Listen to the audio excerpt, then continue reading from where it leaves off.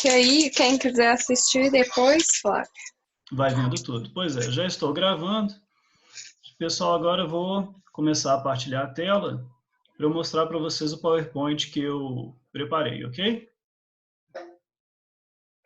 Vocês já estão vendo a minha tela? Sim. Sim. Joia. Então vamos para o PowerPoint. Bom, pessoal, a gente vai começar hoje a segunda etapa de conforto acústico, né? Que é baseada no desempenho acústico de edificações. Então, como que a gente vai utilizar os recursos que a gente tem de projeto e de arquitetura para melhorar o desempenho acústico, principalmente de edificações onde isso é especialmente importante. Hoje a gente já vai começar com alguns exemplos disso, de ambientes de alto desempenho. E essa aula de hoje é bastante interessante, bastante importante, porque ela vai ter a ver com o trabalho prático de pesquisa que vocês vão fazer nessa segunda etapa. Mas antes disso tudo, eu queria mostrar para vocês o cronograma de como que vai ser o desenvolvimento dessa nossa segunda etapa.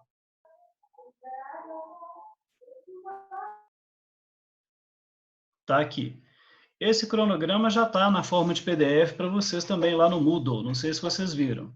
Eu já coloquei no Moodle esse cronograma, coloquei essa aula de hoje em formato PDF e coloquei também uma planilha com as notas da primeira etapa.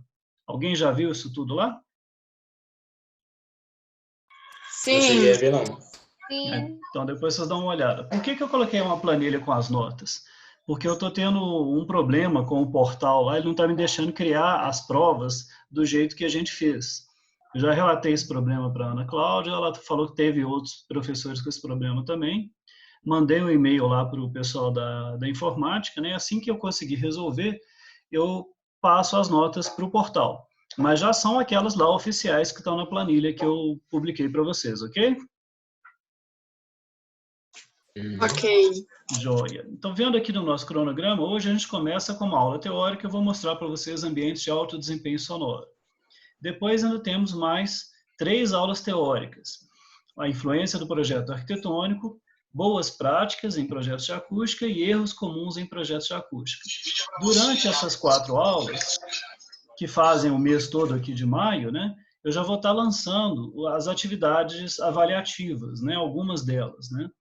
Então, semana que vem eu já posto para vocês a segunda ADFC, que vai ser uma teórica também, eu vou passar um artigo e fazer alguma pergunta sobre o artigo, nos modos da primeira. E já passo também o roteiro do segundo exercício prático, que é um exercício de pesquisa em grupos, os mesmos grupos do primeiro trabalho prático, né? E é um trabalho de pesquisa, nos moldes semelhantes ao primeiro lá, só que com outro assunto. Além disso, a gente vai ter um outro exercício, também mais prático, assim, não vai ser tempo de reverberação, vai ser outras coisas. Isso tudo, as datas estão lá no cronograma, eu não coloquei aqui, mas estão no cronograma em PDF, todas com tempo, eu vou passar todas com bastante antecedência, bem tranquilidade. E aí, no dia 5, a gente vai ter um plantão para tirar dúvidas, tanto do segundo trabalho prático, quanto de todos os outros, que vocês vão entregar isso tudo, o segundo trabalho prático é depois do dia 5, se não me engano é dia 12. No dia 12, que seria a aula seguinte, não tem aula, 12 de junho é feriado, né? Corpus Christi. E no dia 19 de junho a gente vai ter uma tarefa avaliativa, semelhante àquela que a gente fez na primeira etapa, né? A tarefa avaliativa do dia 19, o segundo trabalho prático e o segundo exercício prático, todos vão valer 15 pontos cada um, né? E a segunda ADFC vai valer 10 pontos. Com isso, a gente totaliza 55 pontos, que é quando vale essa segunda etapa. A primeira foi 35, a segunda vai ser 55, a gente tem que inteirar 90, né? Depois da tarefa avaliativa do dia 19, as aulas seguintes são só para retorno dos trabalhos, tirar dúvida de projeto de vocês, essas coisas todas. Alguma dúvida do cronograma, gente? Professor, aí tá Não. 26 do 5 seria no 6 do 6, então, né? Ó, tá 26 do 5, eu digitei errado, ainda bem que você viu. Deve estar assim também lá no PDF, tá? É 26 do 6, é lógico, né? Que já é depois da nossa tarefa. Erro de digitação meu, desculpem. Depois eu vou corrigir lá. Mais alguma dúvida? Não. Não. Então vamos começar a nossa aula de hoje? Ambientes de alto desempenho Vamos. sonoro? Qual que é a ideia dessa aula? A gente exemplificar alguns tipos de ambiente onde a gente precisa ou tem, naturalmente, um alto desempenho sonoro, um alto desempenho acústico. E a gente tentar entender, através de exemplos, por que que esses ambientes atingem esse alto desempenho. Na hora que a gente for fazer o trabalho de pesquisa, a gente vai fazer semelhante. A gente vai escolher projetos e analisar por que que aqueles projetos têm, ou deveriam ter, mas não têm, esse alto desempenho acústico. Ok? Ok. Certo. Eu peguei como exemplo 4 tipos de ambiente. Não são os únicos, mas estão entre os mais populares, os mais comuns da gente fazer esse tipo de análise. O primeiro é salas de concerto, um lugar que vai ter concerto de música clássica, música erudita. Evidentemente, é um lugar que tem que ter alto desempenho acústico. E aí a gente tem que pegar um projeto para a gente analisar como exemplo. O projeto que eu peguei como exemplo é a Sala São Paulo, que fica lá em São Paulo, e ela é considerada a melhor sala de concerto do Brasil. Isso, não sei se vocês sabem, a segunda melhor sala de concerto do Brasil é a nossa, aqui de Belo Horizonte, a Sala Minas Gerais. Essa Sala São Paulo tem uma particularidade bem interessante. Ela era uma estação de trem, né? Isso aqui, que vocês estão vendo nessa foto maior, com a torre do relógio aqui, era a sede da estação de trem. E mais para trás, continuando aqui à esquerda, continua sendo uma estação de trem, o trem urbano de São Paulo. Então, a sede foi fechada, isolada da estação e transformada numa sala de concerto de música clássica. Aqui à direita, a gente está vendo 2 imagens internas, que são importantes, como o salão principal, que foi convertido em salão de concerto. E é importante a gente prestar atenção, como as paredes não têm nenhuma superfície lisa, né? As janelas originais foram transformadas em esquadrias duplas, e é tudo trabalhado no estilo eclético, coisa e tal.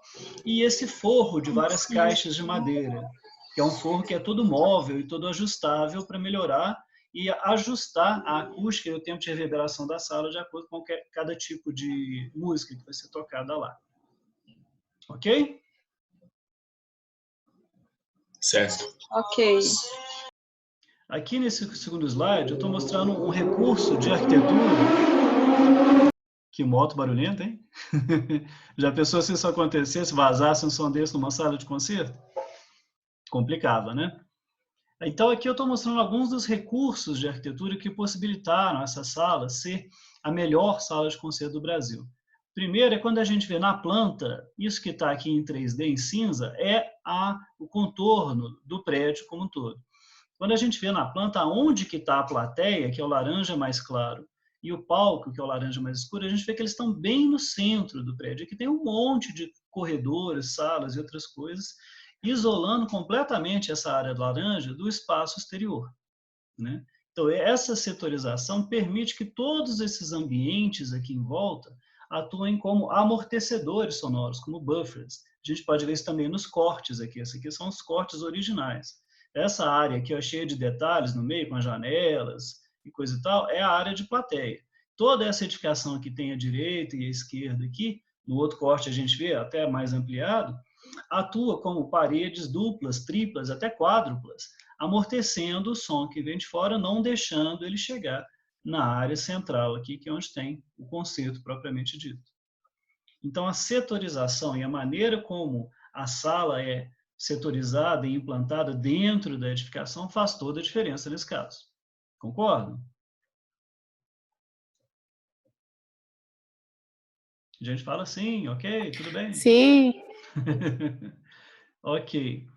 Aqui eu peguei um infográfico que foi feito pela Folha de São Paulo e que tenta explicar um pouco isso. Por que que essa sala é tão boa, né? Um dos motivos é esse famoso forro que está destacado aqui no corte. Bonito esse corte perspectivado, né? A gente faz isso com SketchUp. Esse forro ele é todo móvel, ele pode descer até 7 metros de altura e subir até 25 metros de altura, né? O pé direito lá de mais de 25. E essa grande diferença de cada uma dessas placas independente faz toda uma diferença na acústica da sala, né? E outra coisa, vocês estão vendo aqui nesse pequenininho aqui do lado, o que é a Sala São Paulo e o que é a estação de trem, que está grudada nela, CPTM linha 8, que está grudada nela, né? Mas a gente tem entre a plataforma mais próxima da sala de trem, onde o trem para, e a sala propriamente dita, uma distância de 60 metros, toda ocupada por edificação, vários ambientes, todos eles com esquadria acústica, todos eles com paredes muito grossas, porque é um edifício eclético, né, do fim do século XIX, então são aquelas paredes de 40, 50 centímetros de espessura, muito mais tijolo maciço do que tijolo furado, tudo isso ajuda, né? E um outro detalhe interessante que eles colocaram aqui, que eu queria chamar a atenção, é o tipo de cadeira que foi definido para lá. A gente viu nos nossos exercícios que uma cadeira pode ter um coeficiente de absorção acústica muito bom, né? Um móvel estofado. Eles definiram uma que tem um coeficiente de absorção acústica praticamente igual de uma pessoa, com uma roupa completa, assim, um homem com um terno, com uma calça, um casaco, coisa e tal, uma mulher com um vestido longo, alguma coisa assim. De modo que a plateia tem a mesma absorção acústica vazia ou cheia, né? Então, as pessoas conseguem ensaiar nessa sala e tocar com o mesmo desempenho acústico, independente do número de pessoas que estão na plateia. Não é uma jogada inteligente? É, bem legal.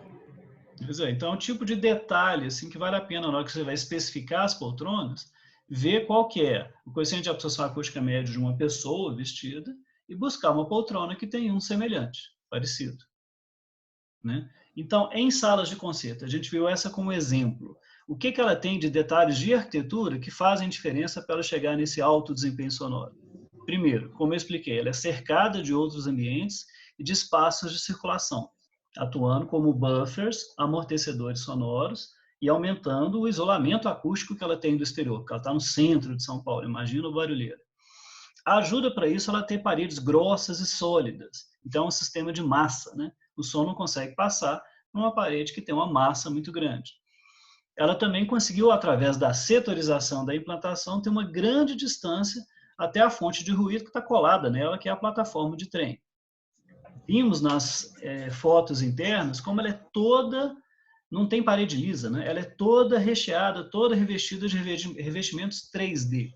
Não são 3D modernos, são 3D do século XIX, mas é tudo 3D. Você não vê uma parede lisa lá dentro, né? É tudo cheio de detalhes, cheio de entalhes, esculturas e coisa e tal. Numa sala de concerto, nessa como em qualquer outra, o que a gente precisa? De um equilíbrio entre materiais absorvedores e materiais refletores. Absorventes e refletores são sinônimos. Posso ter só absorventes? Não. Posso ter só refletores? Também não. Se eu tiver excesso de absorventes, eu vou ter um tempo de reverberação muito baixo. E para a música isso não é bom, né? Tem gente errando isso aí em alguns exercícios. Não pode ser baixo demais, não. Se eu tiver um excesso de refletor, ele já vai ficar alto demais também, passa do ponto para a música. Um ponto interessantíssimo para lugares que tem música, forro móvel. Eu poder ajustar o tempo de reverberação, ajustando o volume interno e a própria geometria do forro. Isso essa sala usa com maestria, a gente pode usar em qualquer projeto que a gente queira. Não é baratinho, mas quando é um lugar mais... que a gente precisa de um desempenho maior, que tem um maior investimento, vale a pena a gente fazer isso. As poltronas especiais que eu mencionei, e a gente vai ver em tudo quanto é sala de concerto uma grande predominância da madeira. Por quê? Essa madeira ela consegue fazer o papel do revestimento 3D, o papel do revestimento refletor e, ao mesmo tempo, ter um pouquinho de porosidade, um pouquinho de ser absorvente em frequências diferentes, à medida que você usa madeiras diferentes. Então, é tradicional e funciona bem em lugares que vai ter música, a gente tem bastante madeira assim, nos acabamentos do lugar. Ok, gente? Beleza. Joia. Ok. Como eu vou mostrar 4 exemplos, eu estou passando um pouco mais rápido, para dar tempo dentro do tempo do Zoom. Mas lembre-se que isso vai ficar gravado e tem o PDF lá para vocês também. Agora, teatros. Que projeto que eu peguei como exemplo? Vocês sabem que projeto é esse? Palácio das Artes. O Palácio das Artes. Então, essa foto de cima aqui, ela é bem interessante para ver como a implantação do Palácio das Artes já faz diferença. Essa parte aqui, ó, que vai afunilando para trás, aqui atrás, é a plateia. Essa parte retangular atrás dela aqui é o foyer, onde todo mundo fica no intervalo entre uma peça e outra, uma palestra e outra, entre um ato e outro da mesma peça. Essa caixa mais alta é a caixa do palco. Tudo isso está cercado pelo Parque Municipal e separado da galeria de arte que tem na frente, né, por mais jardins, mais verdes. A única ligação é esse corredor aqui, ó. A gente compra ingresso na bilheteria aqui, atravessa esse corredor para chegar no foyer, e do foyer que a gente entra para a plateia propriamente dita. Então, a gente vê aqui uma certa inteligência no projeto, né? Vamos ver no próximo slide, vai ficar ainda mais claro. Essa parte da frente, isso aqui é uma setorização do Palácio das Artes. Essa parte da frente aqui em verde, o rosa, que é o começo do hall, e o bege do outro lado, que é o centro de artesanato, é toda ela uma edificação que atua como barreira acústica, diminuindo o ruído da Avenida Afonso Pena e fazendo com que seja mais difícil ele chegar lá no grande teatro. Além disso, a gente tem o afastamento físico, a distância, e a vegetação, o paisagismo aqui que separa o grande teatro da avenida. Tudo isso ajuda muito, né? Esse grande teatro teve um probleminha há 25 anos atrás. Não sei se vocês já estavam aqui para lembrar disso, né? Ou eram nenenzinho ou nem tinham nascido, né? Nos anos 90, no fim dos anos 90, ele pegou fogo, né? Então ele tinha um... Isso aí é uma foto da época, né? Eu estava no curso de arquitetura na época que aconteceu isso. E isso foi, ao mesmo tempo, uma grande tragédia, mas também uma oportunidade para renovar o interior. Graças a Deus ninguém machucou, ninguém morreu. E foi uma ótima oportunidade para renovar completamente o interior do Palácio das Artes. Ele já estava bem simples, a acústica já não estava tão agradável, tão moderna quanto poderia ser. Foi feito um concurso e o escritório que ganhou o concurso fez o novo interior, que é esse interior que a gente tem hoje, né? Então, a gente já vê, comparado com uma sala de concerto, como a gente viu no primeiro exemplo, um tipo de forro completamente diferente. Forro de teatro tem que ter uma curvatura e tem que ser feito de várias superfícies côncavas, curvas para baixo, que o som vai bater nelas e vai espalhar, né? E ele tem que ir refletindo o som até a última fileira da última plateia, seja embaixo, seja lá em cima, e todo mundo escutar perfeitamente o que está acontecendo no palco lá na frente. Aqui a gente vê também uma mescla muito maior de materiais, uma predominância muito menor da madeira, por vários motivos aqui, para a gente conseguir um tempo de ressonância mais interessante, né? E também para a gente poder dar assim, um brilho diferente, né? Para a gente poder, a gente vê aqui, por exemplo, no Palácio das Artes, essa primeira curva que tem perto do palco é de cobre. As outras que acendem, que a gente vê aqui na foto, são de fibra de vidro, com lã por trás e luz, coisa e tal. A gente tem o forro é de madeira, mas no resto a gente não vê tanta madeira quanto vê na sala de concerto, né? É um teatro bonito, não é? O nosso? Sim. É considerado um dos mais bonitos do Brasil também, depois da reforma. Então, em teatros, nesse como exemplo e em todos eles, o que é importante? Mais uma vez, se você tem a sala cercada de outros ambientes, espaço e circulação, é sempre bom. É um amortecedor sonoro, aumenta o isolamento acústico. Nosso aqui, a gente vê que a implantação, a setorização, o paisagismo do entorno, tudo isso ajuda a criar barreiras acústicas, aumentar o isolamento, afastar a plateia da fonte de ruído que é a avenida, né? Essas coisas todas. Vemos também revestimentos 3D, revestimentos movimentados, né, em todas as superfícies? Vemos, mas com uma linguagem completamente diferente da Sala São Paulo, né? E aqui a gente já vai ver mais materiais absorventes sonoros, do que materiais refletores. Por quê? A gente quer um tempo de reverberação mais baixo. Qual que é o foco no teatro? É a música ou é a fala? Fala. A fala. Se é a fala, eu quero um tempo de reverberação abaixo de 1 segundo.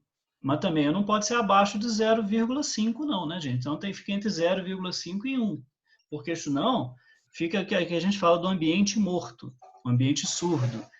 Detalhe importante, a gente pode classificar um ambiente como surdo, mas não é um ambiente para surdos, para pessoas surdas. Um ambiente morto, surdo, é que está a reverberação muito baixa, o excesso de silêncio nele. Não confundam uma coisa com a outra, né? Todo teatro é importante que ele tenha isso aqui.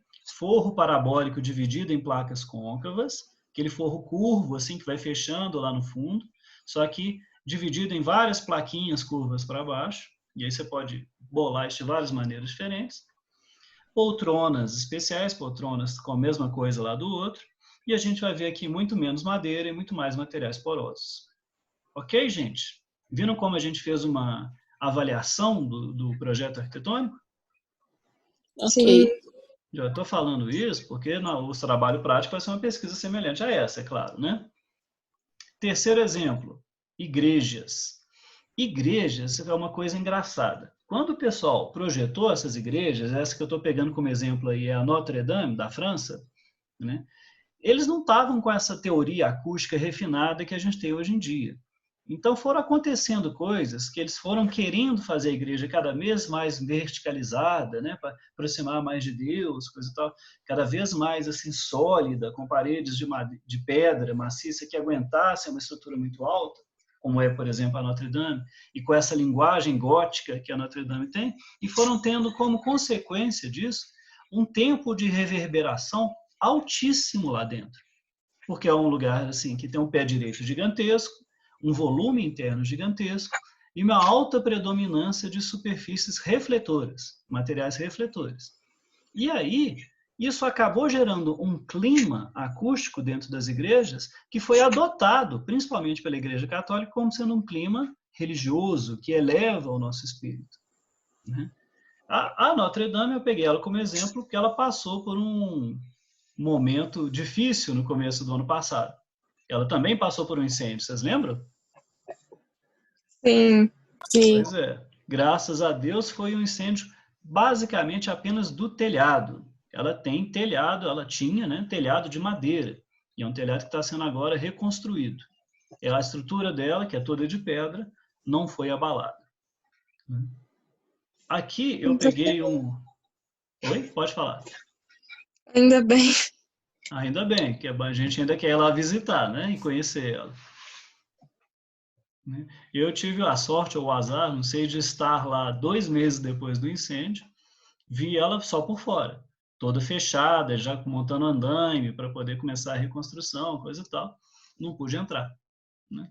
Espero ter a oportunidade de voltar lá um dia para poder entrar. Olha só, esse corte perspectivado que foi feito pela Super Interessante para explicar um pouco da Notre Dame. Olha aqui no cantinho, tá vendo uma manchinha vermelha, uma preta, outras aqui no cantinho? Aqui onde eu estou rodando o mouse? Sim. São pessoas. Isso aqui não é exagero, não, é um desenho exato. Olha a altura do pé direito interno comparado com as cadeiras e as pessoas lá dentro. E essas aqui de fora. A Notre Dame tem de pé direito interno, por ser uma igreja gótica muito verticalizada, tem mais de 30 metros, mais de 10 andares de pé direito interno. E o que isso vai fazer? Um pé direito tão alto e uma escala, vejam como a escala da igreja é muito grande, o que isso vai fazer com o volume interno que ela tem, o volume de ar interno que ela tem? É gigantesco, não é? E ainda, combinado com essa predominância que a gente tem no estilo gótico de pedra e vidro, que são materiais altamente refletores, qual que vocês acham que é o tempo de reverberação numa igreja desse tipo? É muito alto. Deve dar uns Muito 5. alto.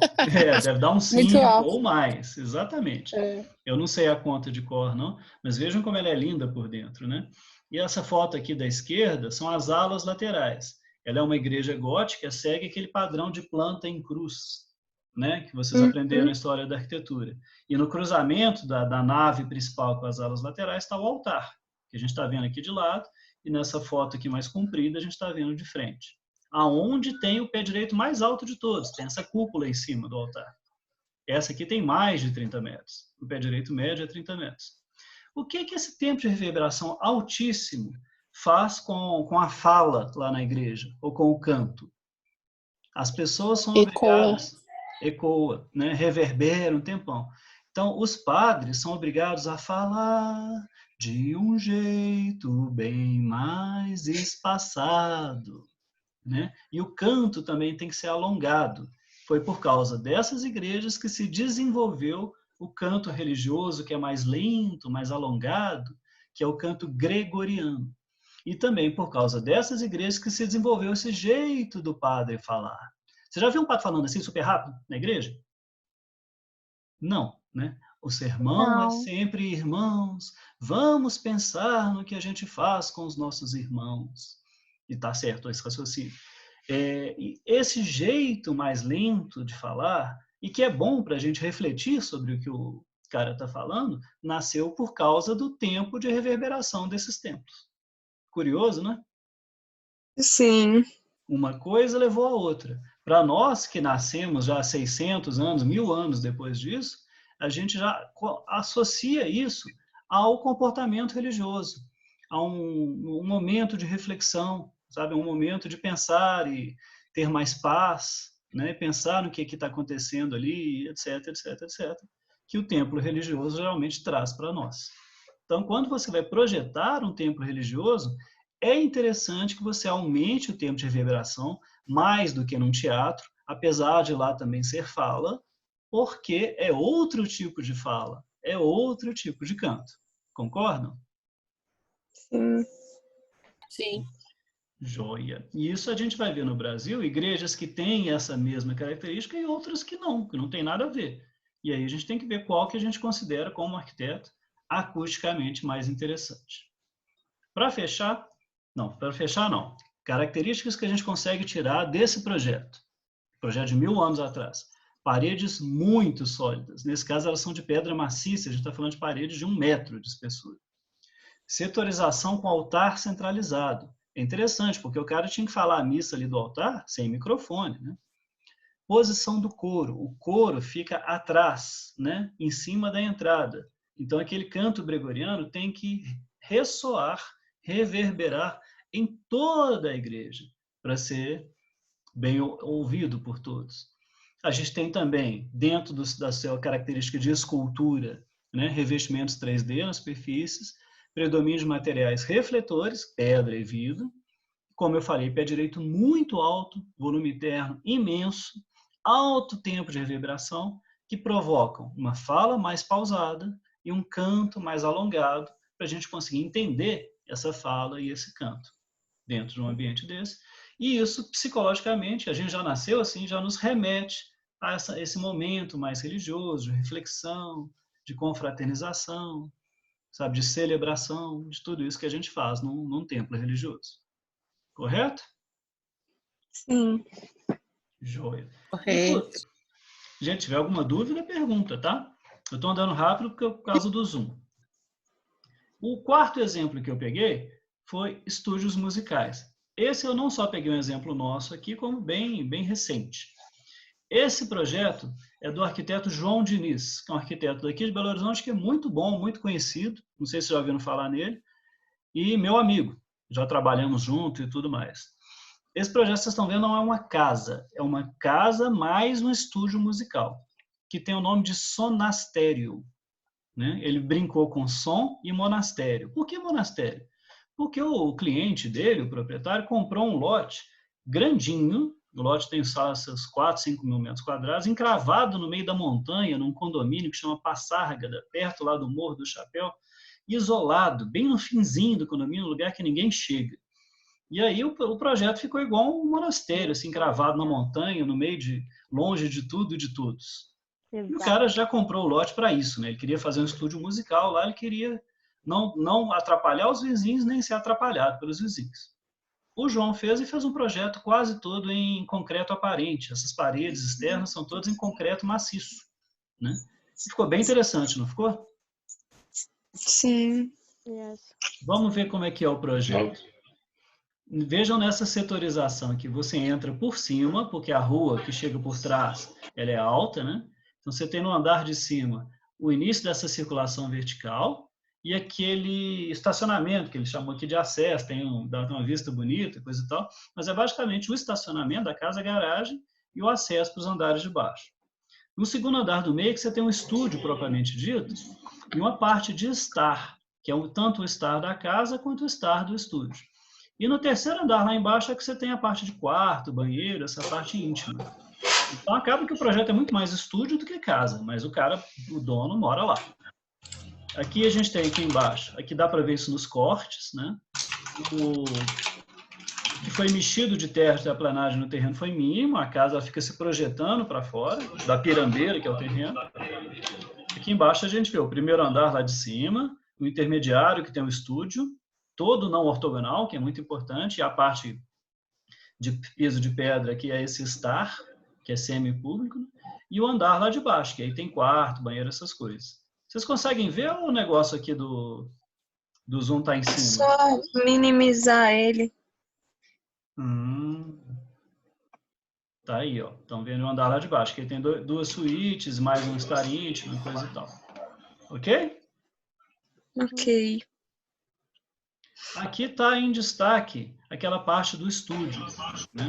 Eu queria chamar a atenção para as paredes duplas, as paredes aqui da parte do estúdio bem não ortogonais, esquadria dupla dando lá para fora e aqui para dentro. Essa aqui, esquadria aqui é um visor para os operadores aqui de gravação coisa e tal verem os músicos que ficam aqui. E é um estúdio grande. Estão vendo aqui o piano de cauda, o tamanhozinho que fica? Essa parte foi feita pela melhor empresa aqui de Minas Gerais, de projeto acústico, que é a WSDG, uma empresa muito boa dessa área. Né, ela foi especializada em projeto acústico de alto desempenho. É um lugar que quem tem interesse no assunto, eu sei que tem uns músicos aí na nossa sala e coisa e tal, pode buscar estágio lá, eles estão sempre aceitando estagiários de arquitetura. Ok? E agora eu vou mostrar para vocês. E o cara é rico demais, né? O dono Ótima aqui. informação. É óbvio que o dono desse lugar aqui é Inclusive, rico. Mas ele está ganhando dinheiro. Esse sonastério está famoso no Brasil inteiro. Pra vocês terem uma ideia, o último especial do Milton Nascimento foi gravado aí. Né? Procura especial Milton Nascimento sonastério no YouTube, vocês vão ver algumas coisas. Né? Então o lugar é super bacana. Estão vendo as fotos do Star, do segundo andar? Não é bonitão? Sim. sim. É. Agora aqui as fotos do estúdio. Eu queria chamar a atenção para as armadilhas de grave em madeira aqui no fundo. Estão vendo lá? O forro com vários materiais, e essa parte do meio aqui, ó, mais escura, é móvel. Aqui, essa parte verde em volta não é não. É tipo um difusor? Esse aqui do fundo É. é um difusor que também é armadilha de grave. Essas partes mais para fora tem aquela coisa do amortecedor, a lã por dentro que a gente estudou. E por fora ele é todo revestido de difusor. As esquadrias duplas, estão vendo aqui na foto grande a esquadria dupla? Uma preta do lado de fora, uma madeira por dentro. E aqui a sala toda não ortogonal, que é a sala onde ficam os operadores, né, que fazem as gravações, coisa e tal. Hoje em dia muita coisa acontece aqui, né, porque muita coisa da gravação é digital. Acontece aqui. E aqui, ó, a gente está vendo um visor que ele fez na frente dos operadores, com uma esquadria dupla, para o cara trabalhar vendo a vista, que a vista de lá é linda, né? Então, é um belo projeto também. Resumindo esse projeto, paredes duplas com sistemas diferentes, porque as externas são em concreto maciço, um sistema de massa, as internas já são de drywall. Setorização e implantação focadas no estúdio. Você vê que o centro do projeto é o estúdio, e não onde que o cara mora. Planta não ortogonal. Lembra que a gente estudou que é muito importante nesses lugares você fazer as paredes não serem paralelas, evitar a onda estacionária, melhorar a difusão do som e as colisões destrutivas. Né? Revestimentos 3D, como sempre. Equilíbrio de materiais absorvedores e refletores aí, para eu conseguir um tempo de reverberação de médio para baixo, no caso de estúdio.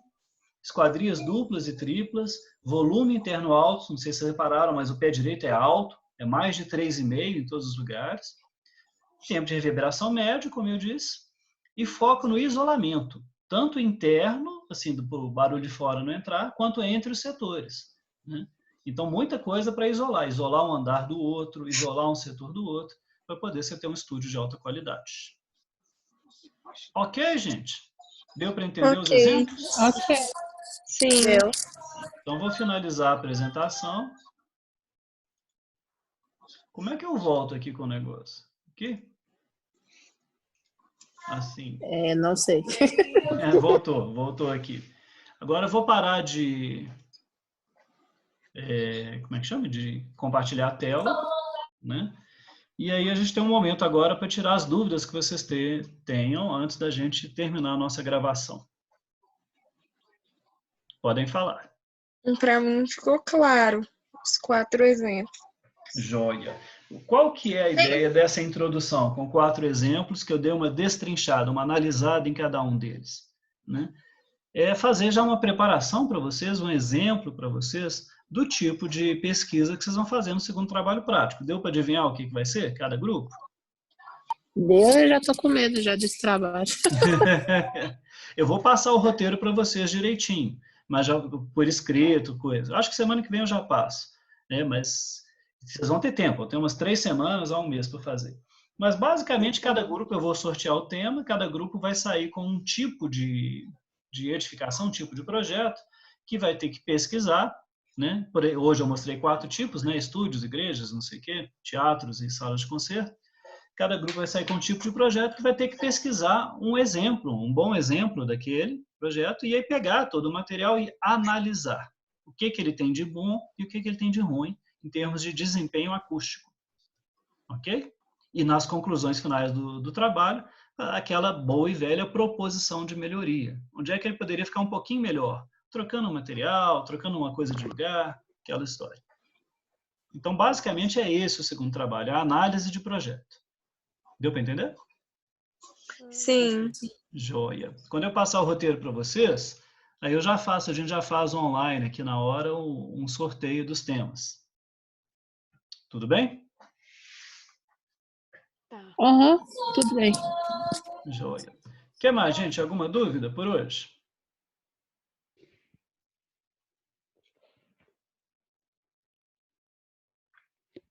Nada, nada? Nada. Então, deixa eu fazer um pedido. Mariana Esther, tá me ouvindo? Eu tô. O que aconteceu? Eu contei para vocês ontem que o meu HD queimou, né? Que eu perdi meu computador. Sim. E com essa eu estou tendo dificuldade de pegar o arquivo do PI de vocês de novo. Senhor Né? da glória. Você pode...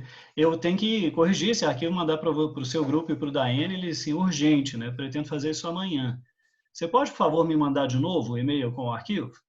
Mando sim, sem problemas. Então tá, obrigado. De nada. Só não esqueça. Se possível, Não vou, mande não. hoje mesmo.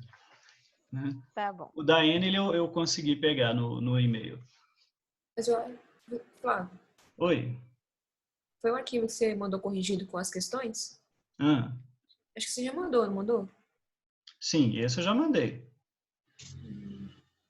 Mas você já mandou outro depois dele, não foi? Ou estou confundindo? Eu tô confundindo. Quem tinha mandado agora é segunda-feira. Tá. Gente, agora eu estou confundindo o PI. Vou conferir direitinho, qualquer coisa eu entro em contato com vocês duas, Enel e Maristério. Mas Maristério eu tenho certeza, Mariane, pode me mandar de novo, tá? Que eu tentei resgatar e não consegui. Tá, já. Flávio, Diga, Gabriela. as notas que você postou são referentes ao trabalho do... São três conjuntos, 3 notas, né, de cada aluno. Ficou de fora só o primeiro ADFC, o primeiro exercício mútuo, que já estava postado, as notas já estão no portal há mais tempo. Uhum. Né? Então eu postei hoje, postei no PDF, né, eu não consegui colocar ainda no portal, o exercício do tempo de reverberação, valor 10 pontos, o trabalho de pesquisa em grupo, valor 10 pontos também, Sim. e a Uhum. tarefa avaliativa, valor 10 pontos também, cada uma valendo 10. Tá. Ok? Ok. Tem 2 ou 3 alunos, 3 alunos que ficaram sem nota em um dos trabalhos. Por que não me entregaram? Né? Via Moodle. Aí não tem jeito. Ok? Não é você. Não. O que mais, gente? Dúvidas? Eu queria falar, Flávio, que assim, à medida que você tiver as atividades prontas, você já postar tudo no Moodle, que aí a gente já, o que a gente conseguir fazer de uma vez, a gente já faz para poder fazer projeto, entendeu? Boa. Aí já facilita pra gente. Ok, já comigo. Vou ver se semana que vem eu já consigo deixar marcado todas elas lá. As datas já estão marcadas lá no cronograma, no PDF, né? Então, já vou criá-las todas lá, já deixar tudo criado, ok? Beleza, obrigada. Joia. O que mais, gente?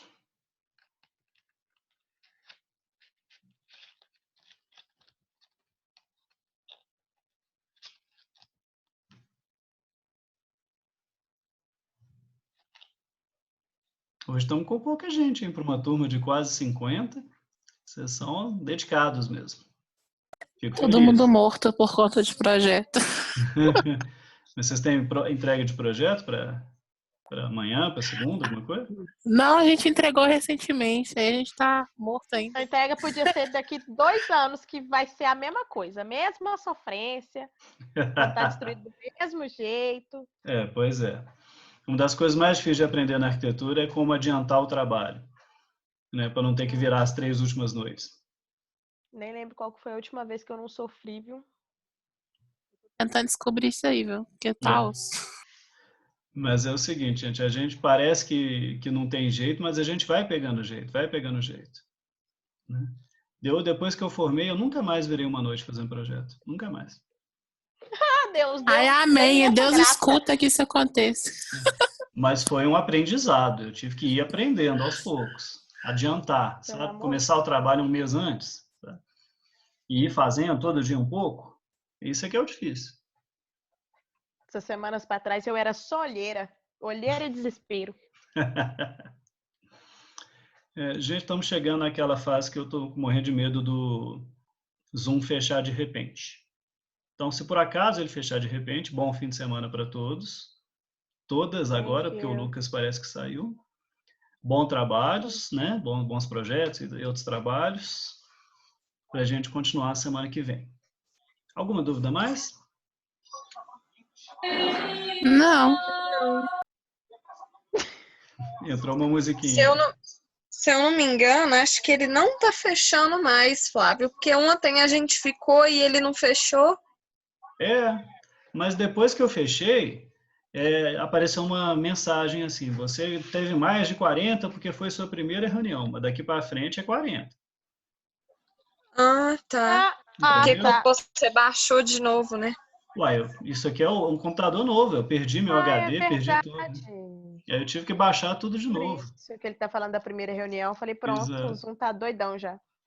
Não, eu virei outra pessoa, né? Isso aqui é outro computador, outro IP, tudo. Infelizmente eu tô começando do zero. Tem programa que eu nem arrumei ainda. Eu tô sem CorelDRAW, tô sem SketchUp, não deu tempo de baixar. Tá complicado. Nossa, Deus. Imagina queimar seu computador no meio dessa história.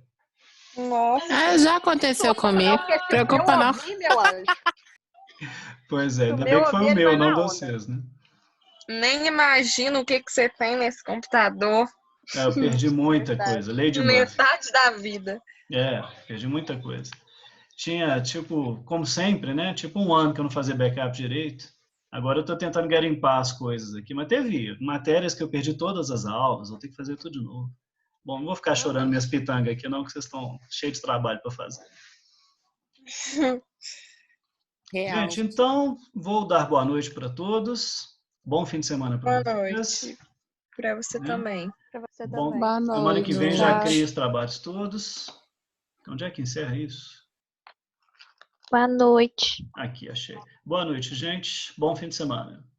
Para você também. Tchau. Pra você também. Tchau. Tchau, tchau.